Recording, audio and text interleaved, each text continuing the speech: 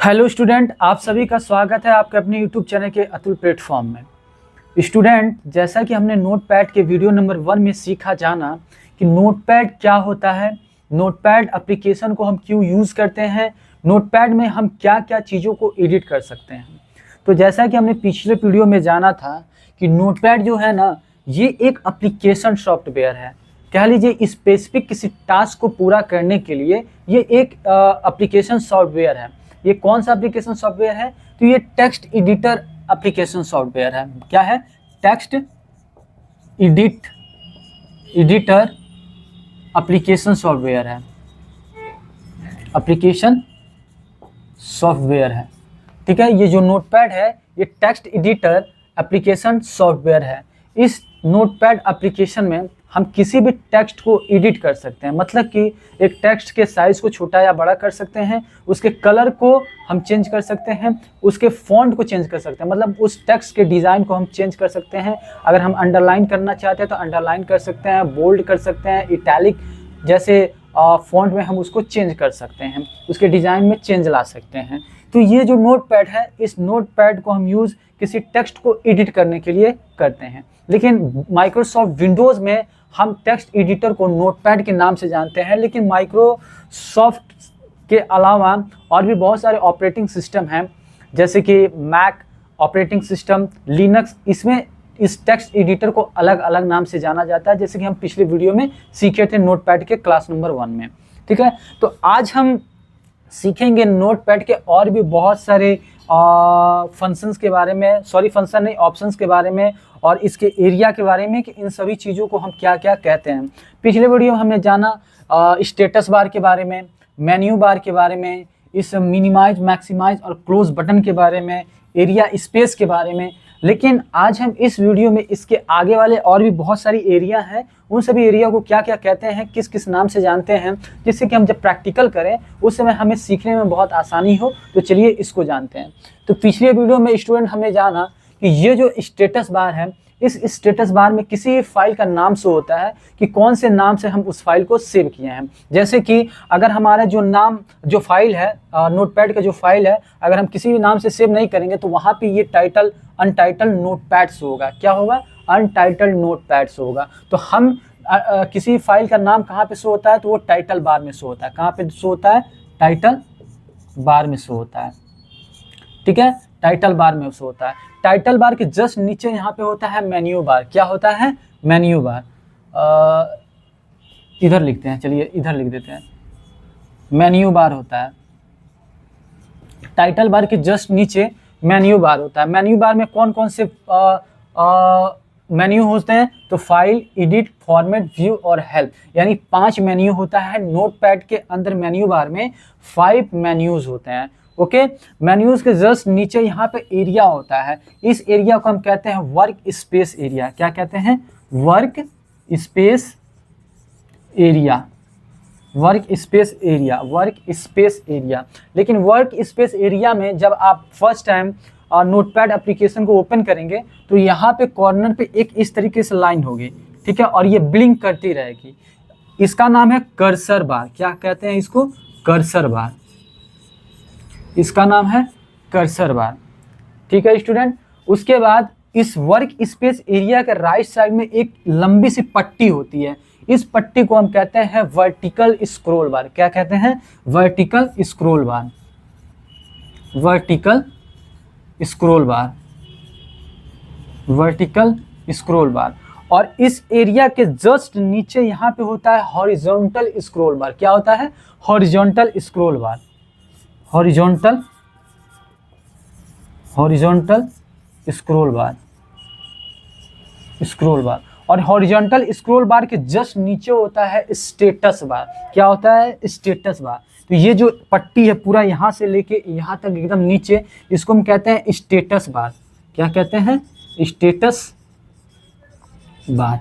और status bar के just ऊपर ये लंबी सी पट्टी होती है, ये हॉरिजॉन्टल स्क्रॉल बार है। और राइट साइड में लंबी सी जो पट्टी होती है इसको हम कहते हैं वर्टिकल स्क्रॉल बार। तो हमने क्या जाना? सबसे पहले मेन्यू बार होता है, सॉरी, सबसे पहले टाइटल बार होता है, उसके बाद जस्ट नीचे मेन्यू बार होता है, यहाँ पे कर्सर बार होता है जो कर्सर ब्लिंक करता रहता है। इसके बाद ये पूरा एरिया, वर्क स्पेस एरिया इसको कहते हैं। वर्क स्पेस एरिया के जस्ट नीचे हॉरिजॉन्टल स्क्रॉल बार होता है। वर्क स्पेस के एरिया के राइट साइड में एक पट्टी होती है, इसको हम कहते हैं वर्टिकल स्क्रॉल बार। हॉरिजॉन्टल स्क्रॉल बार के जस्ट नीचे होता है स्टेटस बार। स्टेटस बार में क्या होता है कि हम कुछ टाइप कर रहे हैं, कोई टेक्स्ट लिख रहे हैं, तो हमारा कर्सर किस लाइन में है और किस कॉलम है, वो सारा का सारा इन्फॉर्मेशन हमें स्टेटस बार में देखने को मिलता है। ठीक है, आप पूछेंगे आप कॉलम क्या होता है, रॉ क्या होता है, लाइन क्या होता है, तो मैं यहाँ पे एक चीज़ बता देता हूँ। जैसे कि इस चीज़ को ध्यान में दीजिएगा, जैसे ये है ना, ये इस तरीके से 1 2 3, देखिए यहाँ से यहाँ तक एक कॉलम हुआ, सॉरी रॉ हुआ, ठीक है। यहाँ से यहाँ दूसरा रॉ हुआ, यहाँ से यहाँ तीसरा रॉ, यहाँ से यहाँ चौथा रॉ और यहाँ से यहाँ पांचवा रॉ, ठीक है। या फिर आप इसको लाइन भी बोल सकते हैं। क्या बोल सकते हैं? लाइन, क्योंकि नोटपैड में स्टेटस बार में यहाँ पे LN1 का मतलब होता है हमारा जो कर्सर है, ये कर्सर हमारा लाइन 1 पे है, ठीक है। यहाँ इसीलिए यहाँ पे नीचे LN1 शो हो रहा है, लेकिन हम इसको कॉलम कहते हैं, लेकिन नोटपैड में इसको कॉलम को लाइन के नाम से जाना जा रहा है, इसलिए यहाँ पे LN शो हो रहा है, मतलब लाइन का शॉर्टकट है LN1, ठीक है। उसके बाद COL मतलब कॉलम। अब कॉलम क्या होता है? कॉलम इसको कहते हैं 1 column, 2 column, 3 column, 4 column, 5 column, 6 7, ठीक है। मतलब यहाँ से यहाँ तक 1 कॉलम, यहाँ से यहाँ तक 2 कॉलम, यहाँ से यहाँ 3 कॉलम, यहाँ से यहाँ 4 कॉलम, 5 6 7 कॉलम। मतलब ये जो ऐसे जो आ रहा है, ये 1 कॉलम हुआ, 2 कॉलम हुआ, 3 कॉलम हुआ, 4 कॉलम हुआ, 5 कॉलम हुआ, 6 कॉलम हुआ और ये 7 कॉलम हुआ। अगर रॉ की बात करें तो raw 1 raw, 2 raw, 3 raw, 4 raw, 5 raw, या फिर रॉ को आप लाइन भी कह सकते हैं, ठीक है। तो यहाँ पे मैंने आपको बता दिया कि लाइन क्या होती है, कॉलम क्या होती है, रॉ क्या होती है, ठीक है। ये सभी चीज़ें आप जब एक्सेल पढ़ेंगे तो उस समय आपको समझ में आएगा कि रॉ क्या होता है, कॉलम क्या होता है। वैसे लाइन और रॉ में बहुत ज़्यादा डिफरेंस है, वो उतना भी ज़्यादा डिफरेंस नहीं है, बस थोड़ा सा डिफरेंस है। लेकिन आप बस यहाँ पे ये जानिए कि ये रॉ है, ये रॉ है और ये लाइन है। लाइन और रॉ दोनों एक ही जैसा अभी समझिए। जब आप MS एक्सेल पढ़ेंगे तो वहाँ पे मैं आपको बताऊँगा कि रॉ क्या चीज़ होती है, कॉलम क्या चीज़ होती है, ठीक है। तो यहाँ सब कुछ मैंने आपको बताया कि इन सभी चीज़ों को क्या क्या कहते हैं। स्टेटस बार में हमें लाइन और कॉलम के बारे में बताता है, परसेंटेज बताता है, कितना % हमारा वो हमारा नोटपैड है, ठीक है। ये सब कुछ है, यानी मैंने सब कुछ बताया आपको नोटपैड के बारे में कि नोटपैड में क्या क्या कौन कौन से एरिया होते हैं, किस किस नाम से उसको जानते हैं, इन सभी चीज़ों के मैंने बारे में बताया। अब हम बात करते हैं कि इस फाइल मेन्यू के अंदर कौन कौन से ऑप्शंस होते हैं, क्योंकि फाइल मेन्यू के अंदर जितने भी ऑप्शन हैं, इन सभी ऑप्शंस को हमें सीखना होगा, जानना होगा, तब जाके हम आगे जब प्रैक्टिकल करेंगे तब हमें बहुत आसानी से सब कुछ समझ में आएगी। तो चलिए हम इसको मिटा देते हैं और फिर अब हम इस फाइल के बारे में पढ़ते हैं कि इस फाइल के अंदर कौन कौन से मेन्यूज़ हैं। चलिए इसको हम रहने देते हैं जिससे कि आपको और अच्छे से समझ में आ सके।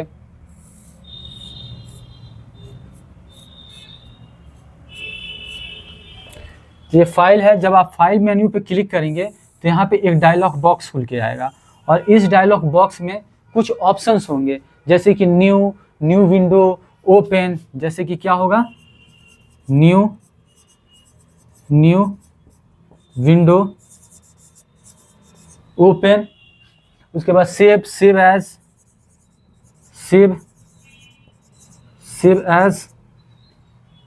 उसके बाद page setup, print, exit, page setup, print, exit. जब आप इस फाइल मेन्यू पे क्लिक करेंगे तो एक छोटा सा डायलॉग बॉक्स खुल कर आएगा और इस डायलॉग बॉक्स में हमारा कुछ ऑप्शन होगा हमारे पास, जो कि एक न्यू होगा, new window, open, save, save as, page setup, print, exit. इन सभी ऑप्शन को हम क्यों यूज करते हैं, कैसे कैसे यूज करते हैं, चलिए अब ये जानते हैं। जैसे कि सपोज दैट मान लीजिए कि हमने नोटपैड को ओपन किया, मैंने कुछ टाइप किया नोटपैड में, कुछ भी मैंने टाइप किया, जैसे कि he is a boy, suppose that मान लीजिए मैंने कुछ भी टाइप किया, ऐसे कुछ भी टाइप किया, ठीक, मैंने समझिए 1000 वर्ड मैंने टाइप कर दिया, ठीक, लेकिन हम तुरंत चाहते हैं कि हमारे पास एक नया पेज आ जाए, ठीक, एकदम बिल्कुल खाली रहे। तो हम क्या करेंगे, इस न्यू वाले पे क्लिक करेंगे और न्यू वाले पे क्लिक करते ही हमारा एक नया पेज आ जाएगा। हम प्रैक्टिकली आपको बताएंगे कि कैसे क्या काम कर रहा है, बस थ्योरी में बस इतना समझिए कि अगर हमें नया पेज लेना हो तो हम न्यू वाले पे क्लिक करेंगे तो हम नया पेज ले लेंगे। न्यू विंडो क्या होता है, जैसे कि ये हमारा एक विंडो खुला हुआ है, नोटपैड का एक हमारा विंडो खुला हुआ है, इसमें हम बहुत कुछ काम किए हैं, लेकिन ये विंडो हमारा तो है, लेकिन हम चाह रहे हैं कि नोटपैड एक और खुल जाए, नोटपैड एक और खुल जाए। एक तो नोटपैड खुला ही ऑलरेडी, लेकिन हम चाह रहे हैं कि एक और नोटपैड खुल जाए, उस पर भी हम काम करें। तो हम क्या करेंगे, इस न्यू विंडो वाले ऑप्शन पे क्लिक करेंगे तो हमारा एक और नोटपैड का न्यू विंडो खुल जाएगा, एक नया विंडो आ जाएगा, ठीक। ओपन, जैसे कि हम मान लीजिए कि हमने कोई फाइल बनाया, जैसे कि नोटपैड पे हमने कुछ डायरी लिखी या फिर कोई स्टोरी लिखी, हमने सेव कर लिया है, कहीं पर रख दिया, उसके बाद अपने सिस्टम को, अपने लैपटॉप या डेस्कटॉप को हमने स्विच मोड में रख दिया, मतलब कि शट डाउन कर दिया, बंद कर दिया। फिर 4 दिन के बाद मैं आया और वहीं से मुझे स्टोरी लिखनी है, आगे लिखनी है, तो हम कहीं ना कहीं उसको सेव करके रखे हैं ना, तो वो कैसे मिलेगा, कहाँ से मिलेगा। तो हम क्या करेंगे, इस ओपन वाले ऑप्शन पे क्लिक करेंगे और जिस भी लोकेशन में हम अपने फाइल को सेव करे रहेंगे वहाँ से हम उसको ओपन कर लेंगे, ठीक है, और यहाँ पे हमारा ओपन हो जाएगा।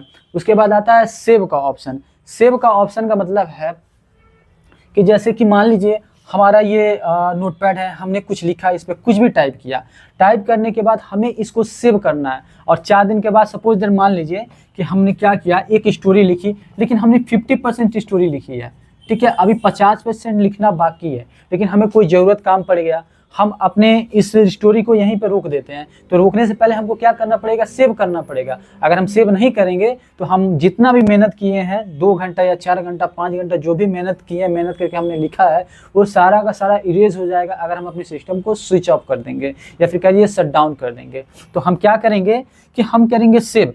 सेव करने से क्या होगा कि जितना हमने लिखा है उतने तक रहेगा। फिर 4 दिन 10 दिन 1 महीने बाद जब हम ओपन करेंगे सिस्टम को, अपने लैपटॉप या डेस्कटॉप को, फिर हम ओपन वाले ऑप्शन में जाके और इस वाले फाइल को, जिस फाइल को हमने सेव किया है, उस फाइल को हम ओपन करके और वहाँ से हम उसको ओपन कर पाएंगे। वहीं से जो भी टाइप करना चाहते हैं हम उसके आगे से टाइप कर पाएंगे। तो ये कैसे होगा, जब हम सेव करेंगे। क्या करेंगे, जब हम सेव करेंगे। सेव कैसे करना है वो सब कुछ मैं प्रैक्टिकली आपको बताऊंगा, बट आपको इतना जानना है कि सेव क्या चीज़ होती है, न्यू क्या होता है, न्यू विंडो क्या होता है, ओपन क्या होता है, इन सभी ऑप्शन को जानना है।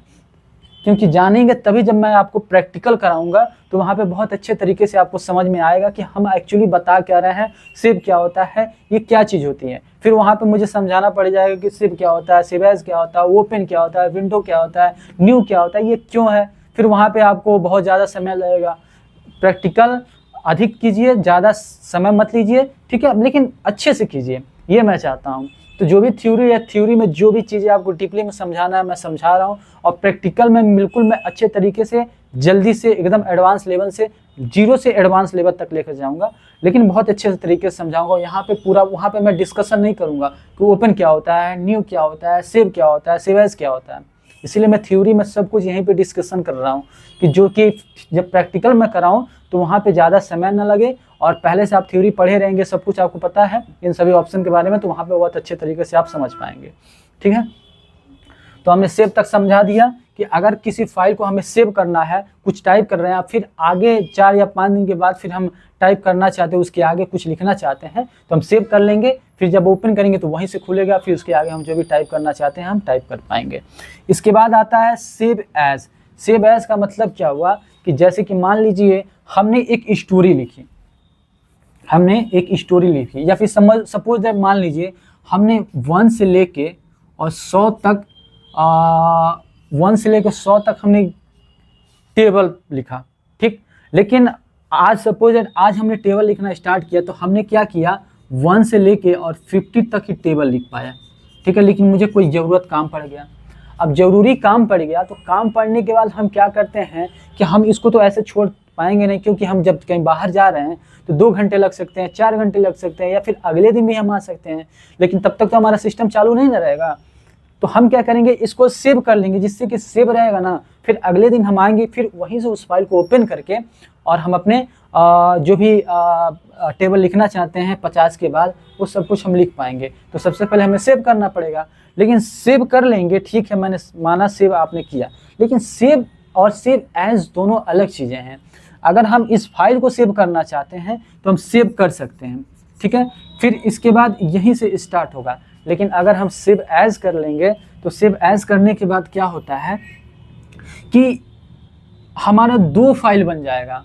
मतलब 2 फाइल का मतलब 1 से 50 तक तो एक फाइल होगा, मतलब 1 से लेके 50 तक जो हमने टेबल लिखा है इस तरीके से एक फाइल हो जाएगा, ठीक, एक फाइल हो जाएगा। फिर हम चाहते हैं कि 1 से 50 तक हो लेकिन वो दूसरे किसी फाइल में हो, तब हम क्या करते हैं, सेव एज लेते हैं। सेव एज करने से क्या होता है कि वही फाइल होगा लेकिन उसी फाइल का कॉपी हो जाएगा, मतलब 2 फाइल हो जाएंगे।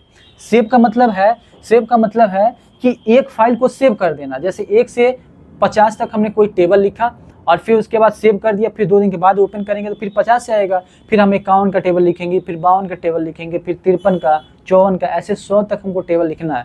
तो हम एक फाइल में ही सब कुछ सेव करते जा रहे हैं, लेकिन हम चाहते हैं कि हम 2 फाइल बनाएं, एक तो 1 से 50 तक हो, दूसरे फाइल में 1 से 51 तक हो, तीसरे फाइल में 1 से 54 तक हो, चौथे फाइल में 1 से 90 तक टेबल हो। इस तरीके से अलग अलग अगर हमको फाइल बनाना है ना, तब हम करते हैं सेव एज का उपयोग। किसका?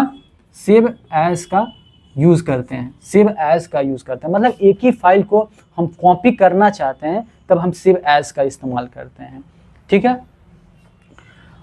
पेज सेटअप, जब हम अपने पेज को सेटअप करते हैं, मतलब अपने पेज को एडिट वगैरह करना रहता है ना, तब हम पेज सेटअप का इस्तेमाल करते हैं। वैसे इसका ज़्यादा यूज़ नहीं है नोटपैड में। उसके बाद प्रिंट का ऑप्शन है। अगर हम मान सपोज दैट हमने इस पर कुछ टाइप किया, जो भी कुछ टाइप करना है हमने टाइप किया, टेबल टाइप किया, या फिर हमने कोई स्टोरी लिखा, कोई डायरी लिखा, कुछ भी हमने, जो भी हम टाइप करना चाहते हैं हमने टाइप किया। टाइप करने के बाद अगर हमें प्रिंटर से इसी पेज को, इस फाइल को हमें प्रिंट करना हो किसी पेज पे, तब हम प्रिंट वाले ऑप्शन को यूज़ में लेते हैं। कौन से ऑप्शन को यूज़ में लेते हैं? प्रिंट वाले ऑप्शन को यूज़ में लेते हैं, ठीक। एग्जिट का ऑप्शन, एग्जिट का मतलब है अगर हम इस एप्लीकेशन को, मतलब नोटपैड के विंडो को हम क्लोज करना चाहते हैं, बंद करना चाहते हैं, कह लीजिए नोटपैड जो सॉफ्टवेयर है, एप्लीकेशन है, इस एप्लीकेशन को हम क्लोज करना चाहते हैं, बंद करना चाहते हैं, तो हम इस एप्लीकेशन को तो एक तो यहाँ से इस क्लोज वाले बटन से भी हम क्लोज कर सकते हैं, ठीक। दूसरा, हम इस एग्जिट वाले बटन पे क्लिक करेंगे या फिर कह लीजिए ऑप्शन पे क्लिक करेंगे, इस पे क्लिक करेंगे, माउस का लेफ्ट कर्सर को ला के और लेफ्ट क्लिक करेंगे तो भी हमारा नोटपैड एप्लीकेशन है ये हमारा क्लोज हो जाएगा, ठीक है। एक चीज़ और मैं बता दूं कि जब आप नोटपैड ओपन करेंगे तो बीच में एक आपको इस तरीके से एरो का एक बटन दिखाई देगा, इस तरीके से एक एरो का बटन दिखाई देगा, ठीक है। इस एरो को हम कहते हैं माउस का कर्सर। क्या कहते हैं? इसको कर्सर कहते हैं। क्या कहते हैं? कर्सर। कर्सर, ये माउस का कर्सर होता है, ठीक है। जैसे जैसे आप मूव करेंगे वैसे वैसे ये जो एरो है, ये एरो भी उसी तरीके से मूव करता रहेगा, तो इसको हम कहते हैं कर्सर। क्या कहते हैं? कर्सर। तो हमने इस वीडियो में क्या सीखा? सबसे पहले सीखा कि टाइटल बार ऊपर होता है, इस टाइटल बार में किसी फाइल का नाम शो होता है। टाइटल बार के जस्ट नीचे मेन्यू बार होता है, जो मेन्यू बार 5 होते हैं। एक फाइल मेन्यू होता है, एडिट मेन्यू होता है, फॉर्मेट मेन्यू होता है, व्यू मेन्यू होता है और हेल्प मेन्यू होता है। उसके बाद हमने देखा कि इस नोटपैड के अंदर एक वर्क स्पेस एरिया होता है, जो कि पूरा ये वर्क स्पेस एरिया होता है। फिर यहाँ पे एक बार कर्सर बार होता है, इधर वर्टिकल स्क्रॉल बार होता है, इधर हॉरिजॉन्टल स्क्रॉल बार होता है, यहाँ पे वर्टिकल स्क्रॉल बार होता है, वर्टिकल स्क्रॉल बार होता है, ठीक है। इधर हॉरिजॉन्टल स्क्रॉल बार होता है, नीचे हॉरिजॉन्टल स्क्रॉल बार होता है, यहाँ पे स्टेटस बार होता है, ठीक है। स्टेटस बार में पूरा स्टेटस दिखाता है कि हमने किस लाइन पे हम हैं, किस कॉलम में हैं, ये सब सारा स्टेटस हमें स्टेटस बार में देखने को मिलता है।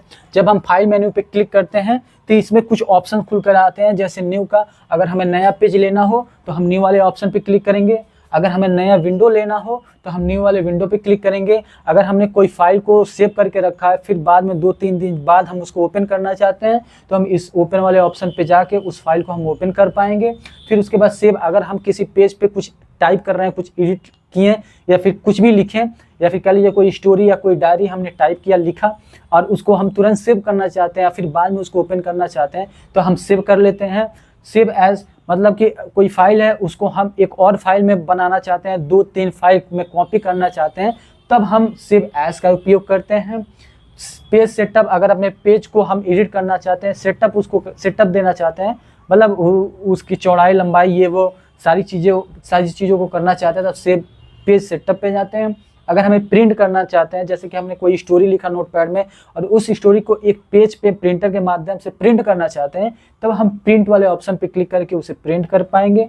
नेक्स्ट है एग्जिट का, अगर हम एग्जिट होना चाहते हैं, बाहर निकलना चाहते हैं, या फिर कह लीजिए अपने नोटपैड एप्लीकेशन को क्लोज करना चाहते हैं, तब हम इस एग्जिट वाले ऑप्शन पे क्लिक करके और एग्जिट हो जाएंगे। तो ये सारी की सारी थी नोटपैड के इस फाइल मेन्यू के बारे में, फाइल मेन्यू के ऑप्शंस के बारे में। अब हम अगले वीडियो में एडिट और फॉर्मेट, व्यू और हेल्प, इन सभी ऑप्शंस के बारे में हम जानेंगे, सीखेंगे कि इन सभी मेन्यू के ऑप्शन को कैसे यूज़ करते हैं। ठीक है स्टूडेंट, तो इस वीडियो का हम यहीं पे समाप्त करते हैं।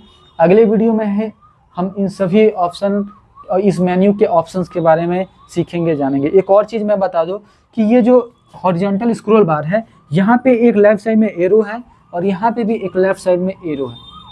ठीक है, इसका इस्तेमाल हम तब करते हैं ना, जब हम सपोज दैट यहाँ पे हमने कुछ ऐसे टाइप किया, ऐसे बहुत कुछ टाइप किया। ठीक है, टाइप करते करते हमने बहुत आगे तक चला गया, बहुत आगे तक हम चले गए। ठीक, लेकिन अगर हम चाहते हैं कि ये वाला एरिया, ये वाला जो है, सपोज मानिए यहाँ से 1 से हमने स्टार्ट किया लिखना और यहाँ 100 है। ठीक, और यहाँ हमें सिर्फ दिख रहा है 50 तक ही। ठीक है, 51 यहाँ होगा, 52, 53, 54, 55, 56 ऐसे स्क्रीन के अंदर छुपा हुआ है। लेकिन हम चाहते हैं कि ये जो 100 है ना, यहाँ पे जो 100 है, यहाँ पे 99 है, यहाँ पे 98 है, यहाँ पे 97 है, ये सब भी स्क्रीन पे दिखे, तब हम क्या करते हैं, इस पे माउस का कर्सर लाते हैं, लेफ्ट क्लिक करके इसको इधर खसकाते हैं, इधर घसकाएंगे ना, इधर ऐसे घसकाएंगे, तो ये वाला जो नंबर है, ये नंबर इधर आता रहेगा। ये जब आएगा तो ये पूरा 100, 99, 98, 97 जो है, ये इस एरिया पे दिखने को मिलेगा। तो इसलिए हम इस हॉरिजॉन्टल स्क्रॉल बार का यूज़ करते हैं। इसी तरीके से इधर है वर्टिकल स्क्रॉल बार। अगर हमने समझो दैट हमने ऐसे कुछ लिखा, ऐसे कुछ लिखा हमने, ठीक, यहाँ से 1 से स्टार्ट किया और हमने 100 लिखा, लेकिन यहाँ पे हमें सपोज मानिए 80 तक दिख रहा है।